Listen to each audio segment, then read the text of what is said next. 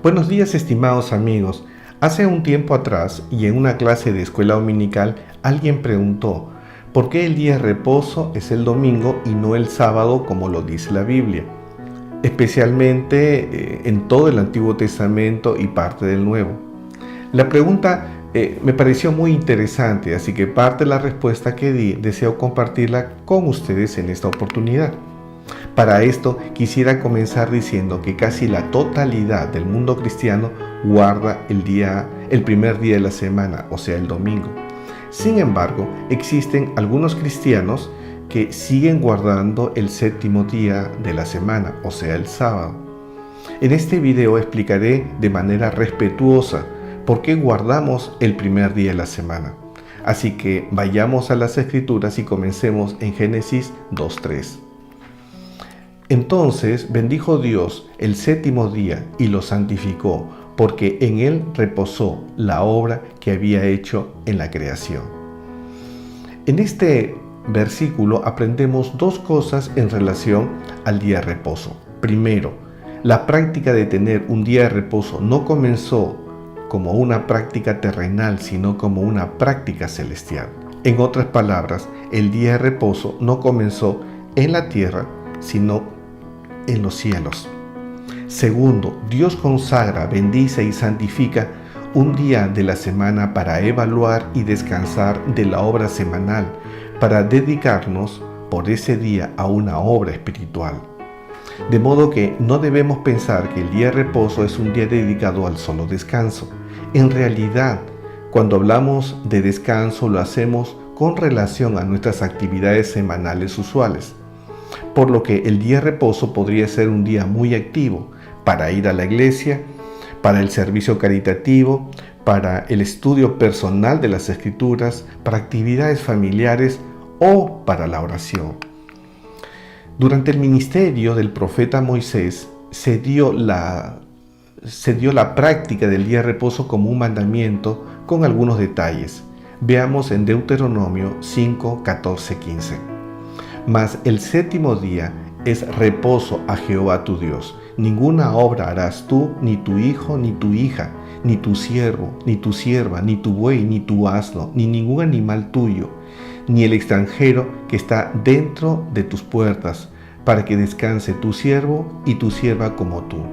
Acuérdate que fuiste siervo en tierra de Egipto, y que Jehová tu Dios te sacó de allá con mano fuerte y brazo extendido, por lo cual Jehová tu Dios te ha mandado que guardes el día de reposo.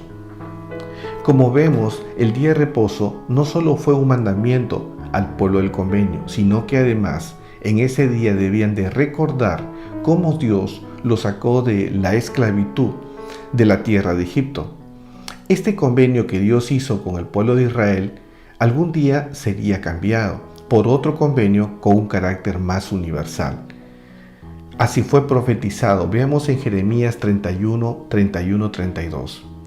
He aquí vienen días, dice Jehová, en los cuales haré un nuevo pacto con la casa de Israel y con la casa de Judá. No como el pacto que hice con sus padres el día que tomé su mano para sacarlos de la tierra de Egipto, pues ellos invalidaron mi pacto, aunque fui yo un marido para ellos, dice Jehová. Cuando el Salvador estuvo en su ministerio, guardó la ley de Moisés, como todo judío, incluyendo el día de reposo que hasta ese momento era el sábado. Sin embargo, este pacto sería cambiado, tal como se había anunciado. Cuando el Salvador instituye la Santa Cena como una ordenanza, no pretendió añadir al antiguo pacto una nueva ordenanza, sino que esta ordenanza simbolizaba un nuevo pacto, dejando sin vigencia el anterior. Ya no sería necesario el cordero y el sacrificio de este, pues Jesús era el cordero y el sacrificio sería su muerte y resurrección. Esto no sería tan solo un sacrificio para el pueblo de Israel, sino para todo el género humano. Obviamente, siendo la ley de Moisés un evangelio preparatorio, no todo sería cambiado. El evangelio de Jesucristo conservó los principios esenciales en nuestra relación con Dios, tales como la obediencia a los mandamientos, aunque los rituales o muchas de las prácticas exteriores sí fueron cambiadas. Ahora, veamos en las Escrituras en qué momento comenzó este nuevo pacto. Así que vayamos a Mateo 26, 28. Y mientras comían, tomó Jesús el pan y lo bendijo, y lo partió y dio a sus discípulos y dijo: tomad, comed, este es mi cuerpo. Y tomando la copa y habiendo dado gracias, les dio diciendo: bebed de ella todos, porque esta es mi sangre del nuevo pacto que por muchos es derramada para remisión de pecados. Como hemos visto, la Santa Cena era el símbolo de ese nuevo pacto. Una vez que los discípulos aprendieron esta nueva ordenanza y la doctrina con relación a ella, entendieron la importancia de la Santa Cena en la vida de todo santo. Entonces se incluyó esta ordenanza como una práctica en cada día de reposo. La pregunta sería: ¿qué día de reposo? Veamos en Hechos 27. El primer día de la semana, reunidos los discípulos para partir el pan, Pablo les enseñaba, habiendo de salir al día siguiente, y alargó el discurso hasta la medianoche. Como sabemos, el primer día de la semana es el domingo. Pero, ¿por qué el domingo? ¿Por qué no el martes, el miércoles o cualquier otro día? En realidad tendría que ser el domingo, porque era el día del Señor, el día en que Él resucitó. Veamos en Marcos 16:9. Habiendo pues resucitado Jesús por la mañana, el primer día de la semana, apareció primeramente a María Magdalena. Entonces, el día de reposo es el día del Señor, el día en que Él resucitó y llevó a cabo la expiación.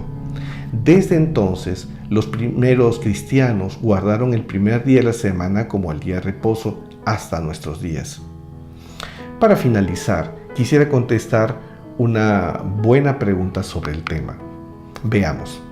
Si en Éxodo 31:16 dice que el día de reposo, refiriéndose al sábado, sería un pacto perpetuo, entonces, ¿cómo podría ser cambiado? La respuesta es simple. La palabra perpetuo significa eterno. Lo que trata de decirnos el Señor es que el día de reposo de ningún modo podría ser cambiado por nuestra voluntad.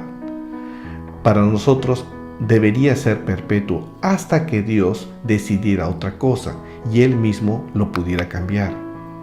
Y es precisamente eso, un claro ejemplo de ello, lo podemos ver con el tema de la circuncisión. Veamos lo que dice el Señor en Génesis 17:13. Debe ser circuncidado el nacido en tu casa, el comprado por tu dinero, y estará mi pacto en vuestra carne como pacto perpetuo.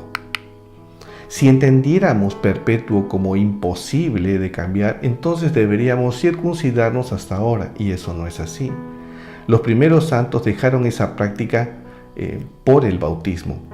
Pero además, si decidiéramos guardar el sábado como se hacía según la ley de Moisés, entonces deberíamos guardar todos los otros días solemnes, y que también se dieron como pactos perpetuos, como el día de las trompetas, el día de la expiación, el día del tabernáculo, etc., además del día de reposo.